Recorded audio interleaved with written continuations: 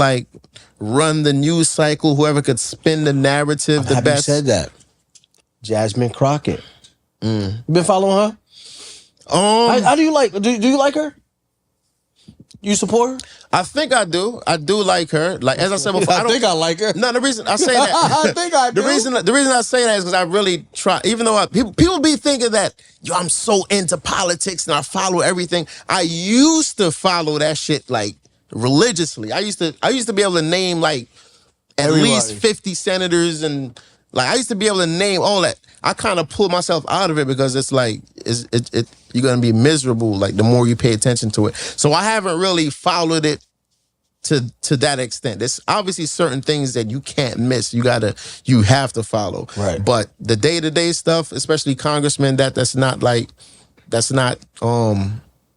here. I don't follow him that much. Right. But from what I've seen of her, I think I like her. I haven't seen anything that I don't like from her. You think she's gonna win Texas? I haven't really followed it. I've seen some of her ads have popped up where the polls. I didn't even know. Honestly, I didn't even know she was running for Senate. Like I knew she was a congressman. But she got to get past this in order to run. But do you think? So she's in the primary? Yeah. Oh snap. Well, I know. I feel like I don't know how long it's been, but I know it's very hard to have a Democrat as senator in Texas. Mm-hmm. So if she wins the Senate in Texas, I know that's going to be a tremendous accomplishment. I haven't really followed it to know what the chances are, but hell yeah, I hope she wins. Got you. Yeah, she been out early voting. Mm-hmm. I like her. Yeah, I like her. Okay. You know why? She is someone that holds no punches. Mm-hmm. She calls it as it is. Yeah. She's not into the propaganda. Yeah. Right? Mm-hmm. And so I know she really wants to do good work.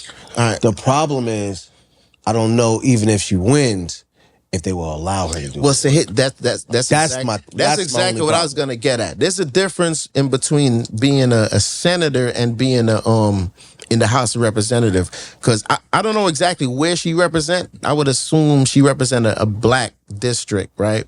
Because she's obviously been winning her district with no problems in the House of Representatives. Mm-hmm. So when you're in the House of Representatives, you just got to worry about your district. So let's assume, as I said, I don't know what district it is, but maybe let's say she represents Houston or a black area. Okay. So she's gonna keep winning that area, those votes, right? Yeah. In the House of Representatives. Now, when she's a senator, now she gotta win the whole state of Texas. Absolutely. So it's gonna be tough, but I hopefully they're trying to flip Texas blue. You think that can happen, bro? No way. Let me tell you something.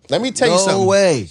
Let me tell you something. I'll be surprised if that happens. Let me tell you something, right? Mm-hmm. Me, I love my black people, right? Okay, I support my black people always. Yes, you do. But when I pay attention, when I kind of look at a lot of the shit that's going on down south, I be like, yo, we gotta be stronger down south. Like we be letting we have so much.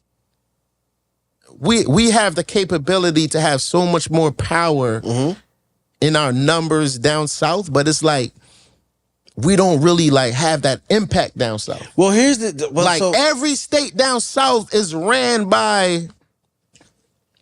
No, let me tell you. No, it's a lot. So just so you know, I don't know. You ever lived down south? Nah, that's one of the reasons I don't think I can live down south. Nah, it ain't that bad. I can't live in no red state, dog. Why can't you? Hell no. What? I can't live in no red state. There's people living there right now. Yeah, they ain't me. I can't live in no red state. It's just like New Jersey. No, it ain't. Yes, it is. No, it ain't. Let me tell you something. I just came back from Houston.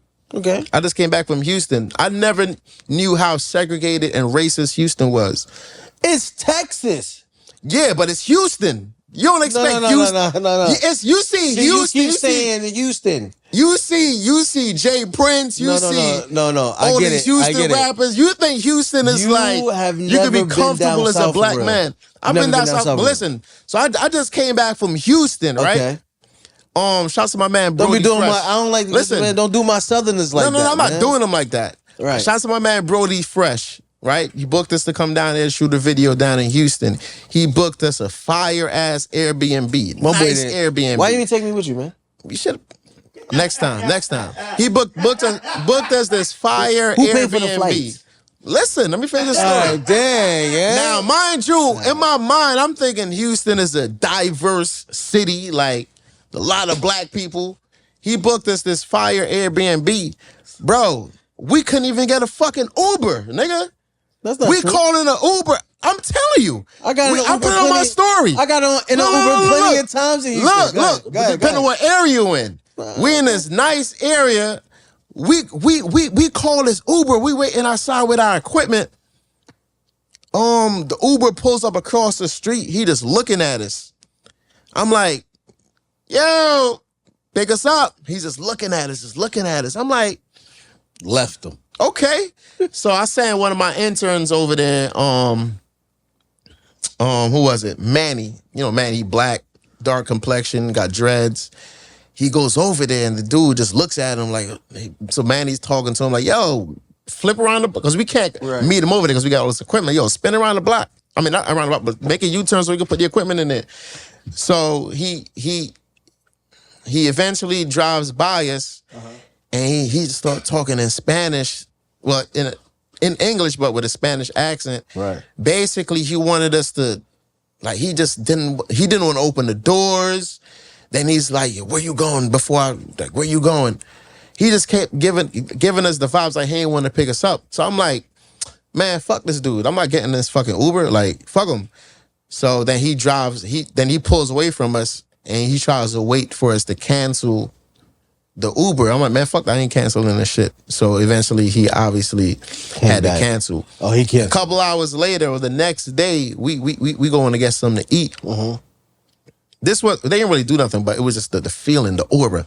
We step inside this eatery. You ever seen a movie where you step inside somewhere and everybody just turn and look at you? Like, no, we step inside this eatery, everybody just paused and stopped and looked at us. Nigga, we walked right out.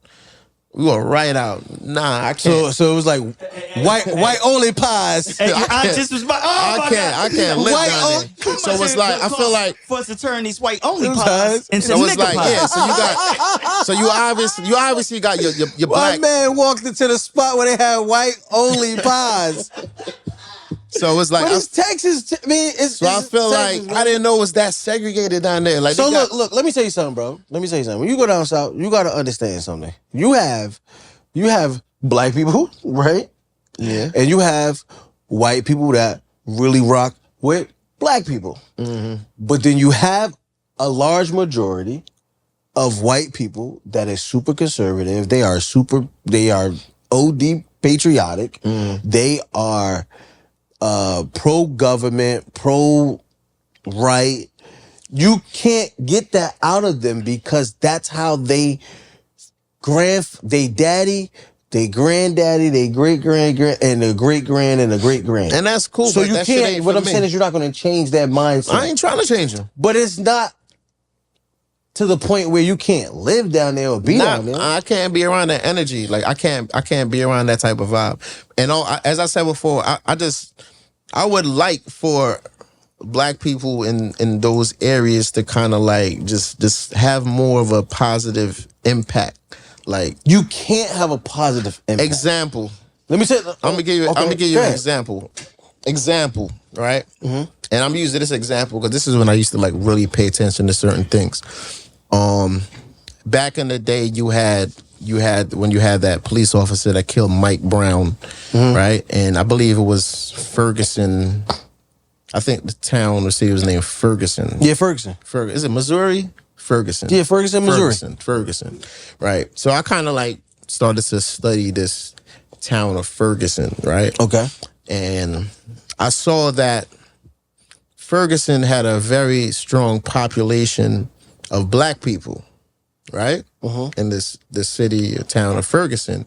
But then I looked and I saw that everybody that controlled shit in Ferguson was white.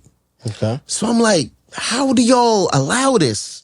Like, as a black community, how y'all allowing, like, I go on this, like, how you have a black town But everybody, like all the people that's representing y'all, all the people that's in power is white. Like y'all not voting, or you're not like they are voting, congregating. No, they are voting. So why is everybody in power white in this black town?